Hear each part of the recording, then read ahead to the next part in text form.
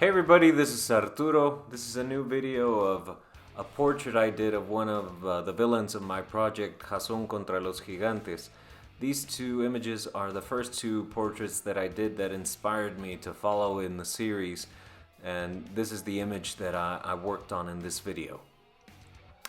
Last night I was trying to figure out who I was going to do next, and playing around I was figuring whether it be Lilith or Belial or Belial. I'm not really sure how do you pronounce that, but anyways.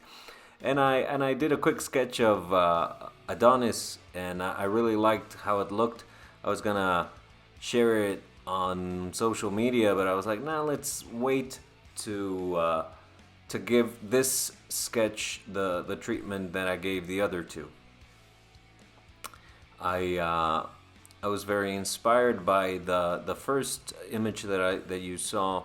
I'm very happy with how that portrait of Jason came out. It was a lot of fun to work on it, and I thought that this rough sketch that I had, the pencil sketch, had a lot of potential, and so I brought it into Photoshop to use the same method as I used for the other two. I love using this sketching brush. You always hear that the brush is not important. I don't agree with that. I don't like wrestling or struggling for my tools to work with me, to give me what I want. And if I have a specific brush that I like to use, I will use it. And so brushes are important, or they are to me, anyways. Because if I'm happy working, I guess I feel the work is better for that. It might not be, but that's all objective. I use this cross-hatching technique for the shading. I like the sketchy look that it gives it. It's obviously not. It loses a lot of the energy that you capture in the original pencil sketch. You know, a lot of it is lost, which is a shame, but that happens sometimes. It's the most common thing for me. You know, I come up with a rough sketch in my sketchbook that I really like, that I can see the potential in it. It's like staring at clouds. You know, you can see the shape. You can, if you could just refine the image a bit more, it'll come out better. But sometimes a lot gets lost in translation. That's the most common thing that happens, which did not happen in that first image of Hassan that I posted. That one came out, I think, a little better than I imagined it. So trying to recreate the magic is a bit of a problem sometimes. You know, it gives you something to reach for, but you know, it's not always attainable. You know, and it's an invitation to come back to the drawing board or to the computer tomorrow and try again, or this afternoon. I had the intention of publishing the updated version of my project, Jason contra Gigantes, which is quite different from how I started it. And I'm very happy with how it's coming out. I showed my wife the latest version, I think it was a couple of nights ago, and she gave me some good feedback of what things to tweak and what lines of dialogue to adjust and to clarify things that were missing and include some things that were not taken into account. That's why I like showing her these things, because she gives me the objectivity that I need. You know, my nose is so close to the glass on this that I can't see the forest for the trees, and I appreciate her input. Anyways, like I said, this is one of the villains, the first villain that Hassan has to encounter. He goes into his, I guess you would call it subconscious, the core, his heart, in a way. And this is his pride, his sense of impressiveness. He likes to be impressive, and he's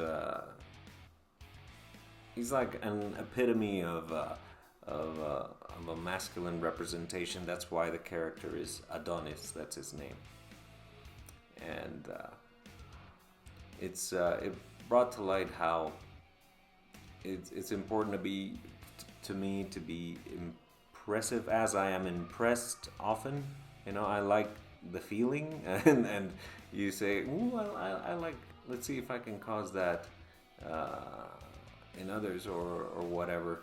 And it's sad. It's pointless. Really, it's more important to be really involved in what you're doing rather than focusing on being impressive.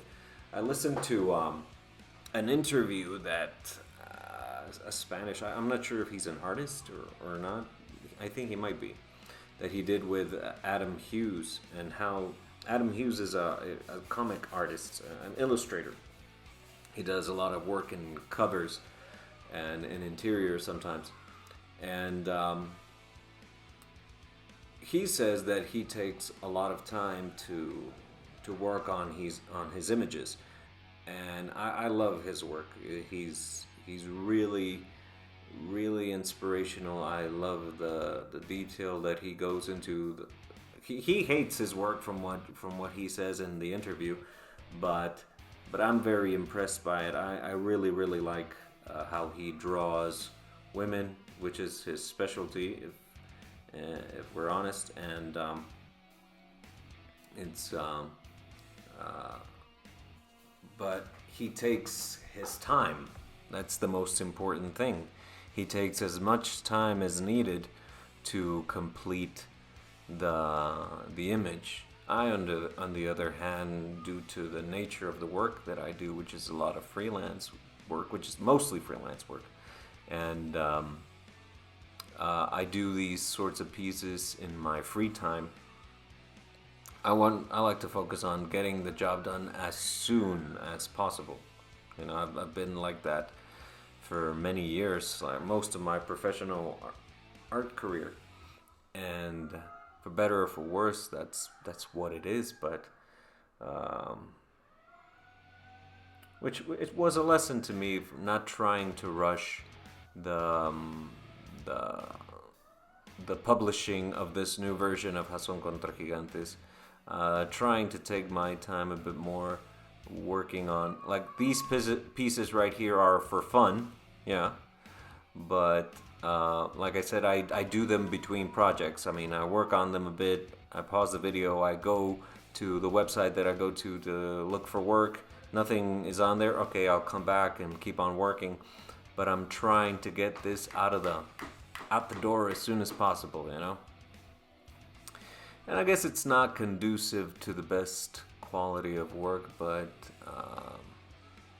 I like to think that when I'm working from my own projects, I'll dedicate the time that these things need to be as good as they can. But I guess it's there's no time like today, right?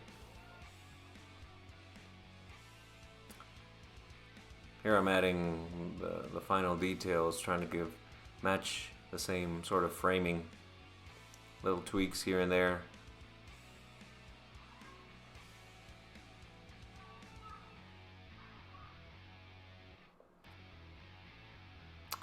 And alas, I didn't go through with those.